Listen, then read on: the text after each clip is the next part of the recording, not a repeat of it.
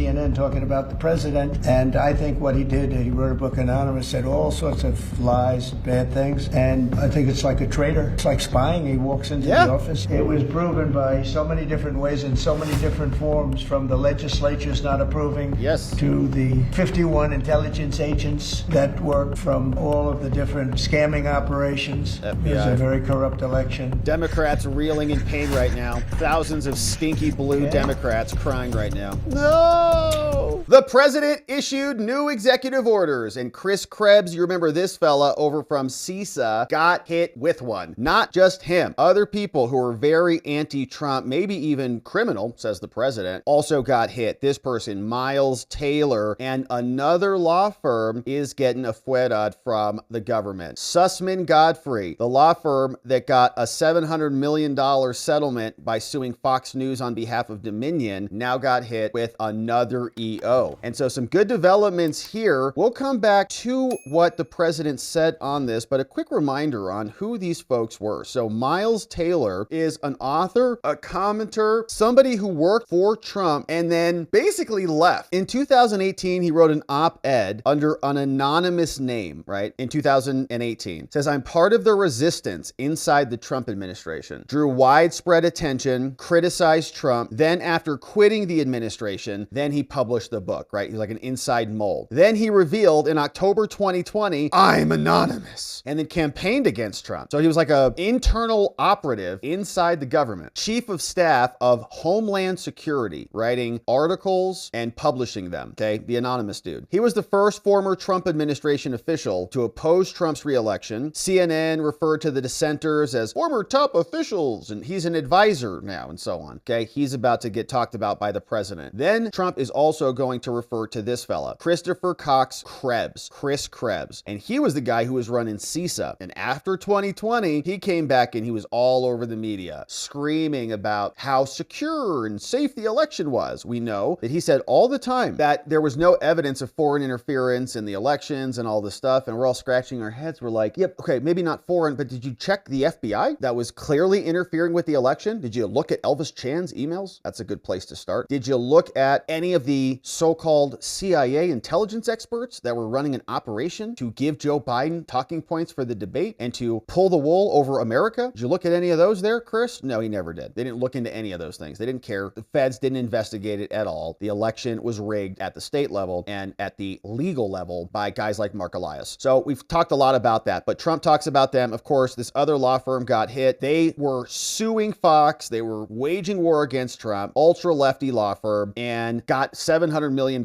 for Dominion. So the president came out today, signed executive orders, hitting all of them, and here's what it sounded like. Sir, you've taken action against a number of law firms that have in one way or another been involved in the weaponization of government or actions of lawfare. One of those law firms is Sussman Godfrey, similar to what we've done previously with other law firms. This is an executive order that takes certain measures against Sussman Godfrey to ensure that they can't access government resources, government buildings, scrutinizing certain aspects of their practices as a law firm, given their previous activities.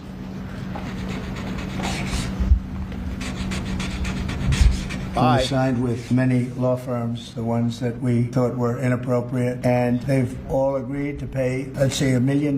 They went for some pretty big numbers. I guess we have a total. What do we have? What's the total right now, Steve? About, probably $600 million. Getting close to probably $600-700 million now, I would think. We've multiple at $100 million, some at $125 million. So the numbers are adding up. We're going to be close to $1 billion. One at $40 million, millions of dollars an hour, but they don't admit guilt. Remember that, they don't admit guilt. No, they don't. But then we have another 5 to go, I think, 5 of them. And this one is we're just starting a process with this one. Yes, sir. Because there were some very bad things that happened with these law firms. Yep. And this firm is very involved in the election misconduct. Weren't they all involved in the election misconduct? Many of them were. Yes. Anyway, so they went from $40 million to $125 million. And most of them are at about $100 billion, right?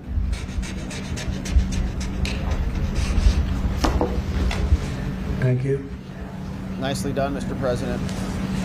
Thank you, sir. The next presidential memorandum we have for you relates to Miles Taylor. You may recall that Miles Taylor served in the Department of Homeland Security during your previous administration. In his capacity with the Department of Homeland Security, he leaked classified information. He wrote a book under the pseudonym Anonymous, making outrageous claims both about your administration and about others in it. What this presidential memorandum is going to do, one, it's going to strip any active clearance that he has in light of his past activities involving classified information. It's also going to order the Department of Justice to investigate his activities to see what else might come up in that context, given his egregious behavior during your previous administration. And I had no idea who this guy was. I had no idea. Just I wanted to saw him sell on some CNN books. or one of them, I guess CNN, a lot. He'd be on all the time saying that the president is the president. I had no idea. It's like, you know, in this office you have a lot of young people and they're here. I'll see him for 2 minutes and I assume he was in the office, but I barely remember him. It was somebody that went out and wrote a book and said all sorts of terrible things that were all lies. And it was like he was this gentleman or that gentleman, like I dealt with him all the time. I had no idea who this guy. I said, who the hell is Miles Taylor? A lot of that and going he made a on out living there. going on CNN talking about the president. And I think what he did, he wrote a book Anonymous, said all sorts of lies, bad things. And I think it's like a traitor. It's like spying. He walks into the office. He's supposed to be sitting here. A lot of people, you know, I'll be here. There'll be 20 people standing in the room. There'll be oftentimes young people in the office. I assume he was one of them at least, but I didn't know anything about him. And he wrote a book, Anonymous, and I always thought it was terrible. And now we have a chance to find out whether or not it was terrible. But it was a work of fiction. Got a lot of publicity. Got himself a nice job with CNN or one of them. And I think we have to do something about it. You can't have that happen. If that happens to other presidents, it wouldn't be sustainable for other presidents. I seem to be able to sustain. If that happened to other presidents, I mean, it's just unfair. And if it was a Democrat president, I'd say that's a terrible thing. A thing like that can happen. That's a terrible thing. And it's time to find out whether or not somebody can do that. Can they write a book about very confidential meetings? And, you know, because they happen to be one of a lot of people in a room and they go out and write a book and worse than that, call it anonymous, like it's a big deal. And everybody's saying, who is it? Who is it? Who is it? Then it was found out who he was a long time later, and you get a lot of publicity off that one. He's like a promoter. Yep. But we're going to find out whether or not somebody's allowed to do that. I think it's a very important case, and I think he's guilty of treason, if you want to know the truth. But we'll find out. And I assume we're recommending this to the Department of Justice. Yes, sir. Pam Bondi.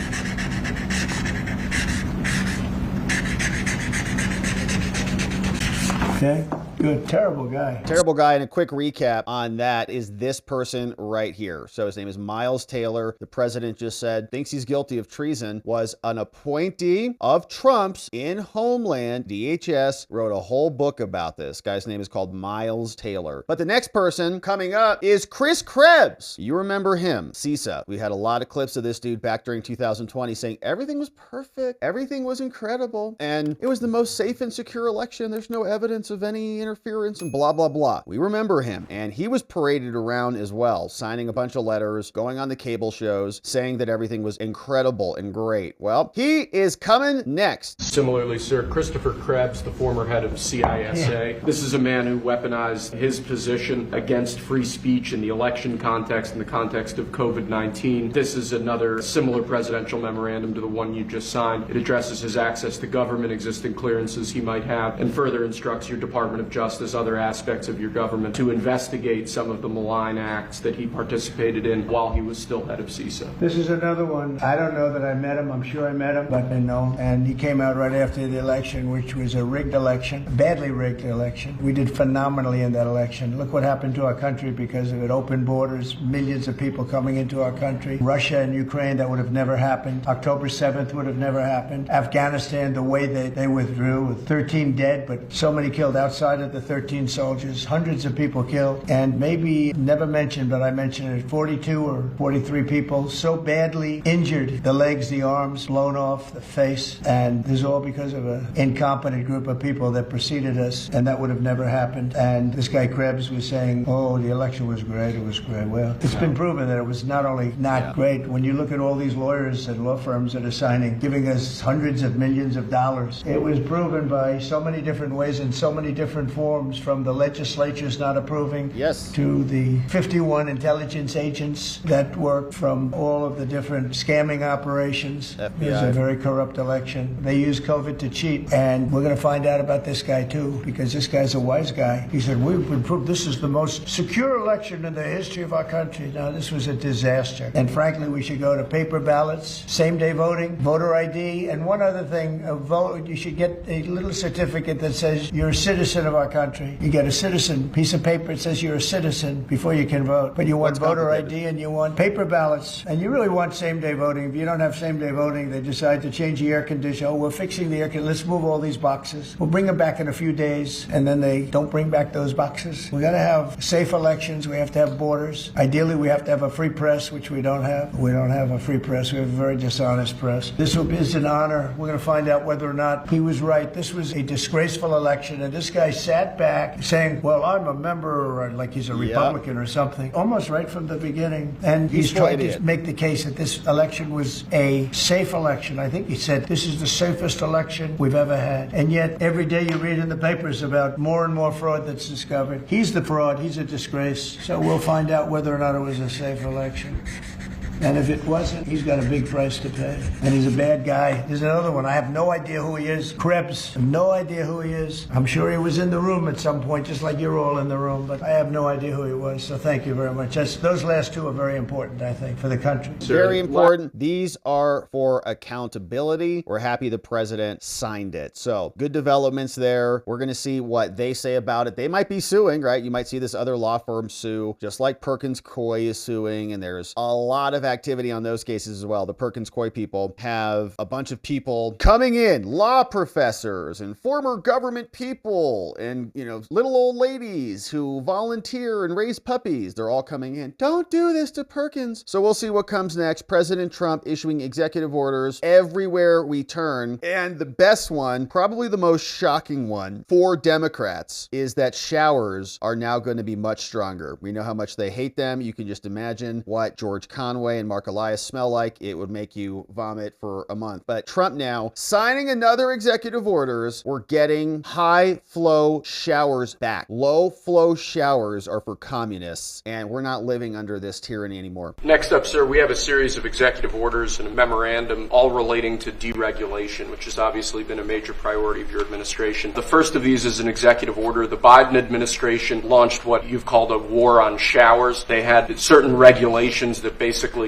killed the water pressure of showers and other water appliances. Everybody to stink with them. You can say it. Go ahead. What are the appliances? I mean, it's everything, sir. It's Sinks and toilets, dishwashers, toilets, sinks. But the shower heads are a huge There's no water. You don't get water. It's ridiculous. So with this executive order, we're effectively going to be reversing that set of regulations to ensure that Americans have choice in the consumer market. If they want a low-flow shower head, they can buy one. If they want a real deal shower head, they should have the ability to get one. They don't. Nobody buy a new house, you pay a lot of money, and the developers, you're not allowed to do anything more. Ridiculous. They used to have a restrictor where you could take it out, but now they weld it in, and you take a shower or wash your hands, whatever you do, including dishwashers where no water comes out. But you wash your hands, and in my case, I like to take a nice shower to take care of my beautiful hair. Yeah. And I have to stand under the shower for 15 minutes till it gets wet. It comes out drip, drip, drip. It's ridiculous. It is ridiculous. And what you do is you end up washing your hands 5 times longer. So it's the same water. Turn the water on. And we're going to open it up so that people can live, and we're going to hopefully have Congress approve it so it's memorialized. We're going to try and get all of these things, including straws, little thing like straws. We did straws a month ago where the paper straws were melting. They were dissolving. They weren't working well. And we went back to the plastic straws. We're going to get Congress to memorialize just about everything we've done here because most of it's common sense. But the water is horrible. When you go into anytime you see a new faucet, you know it's going to be a long wash of the hands. And so we're changing it. It's a big deal. I did it in the first administration. Biden came in his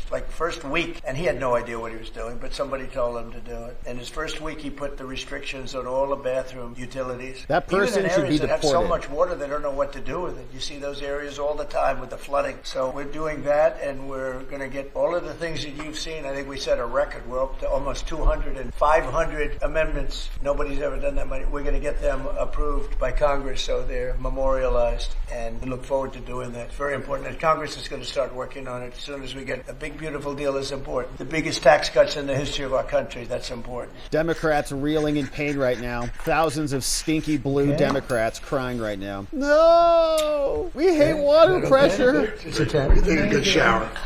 That's good. Yeah, rinse them off. Maybe they'll be much happier. Maybe that's their problem. Maybe that's why they're so miserable. Because everybody they know just stinks. Their life stinks. Their whole household stinks. They just need a good shower. Just rinse off. You'll be happier. You'll like more freedom. You'll like free speech again. You'll care about your country and your fellow man. It'll be great. Just go rinse off out loud. All right, so good executive orders. We're waiting for more to come.